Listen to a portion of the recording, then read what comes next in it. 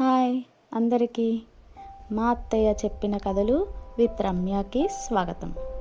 టీవీలు లేని ఆ పాతకాలంలో పల్లెల్లో చందమామ కాంతిలో పెద్దల చెంత కూర్చుని విన్న ఆ మధురమైన కథలు గుర్తున్నాయా?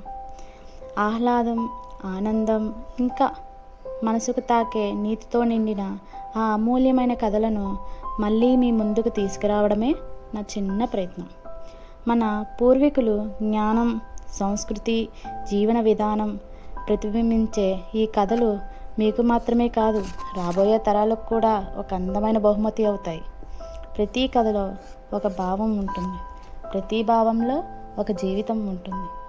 ఈ ప్రయాణంలో మీరు కూడా నా వెంట ఉండాలి. మరి ఉంటారు కదా? ఇంకెందుకు ఆలోచిస్తున్నారు? వీడియో నచ్చితే లైక్ చేయండి. ఇంకా మరెన్నో కథల కోసం సబ్స్క్రైబ్ చేసుకోండి.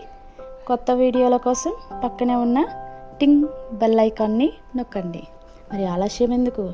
పాత జ్ఞాపకాల ప్రపంచంలోకి మనం కలిసి అడుగు పెడదామా?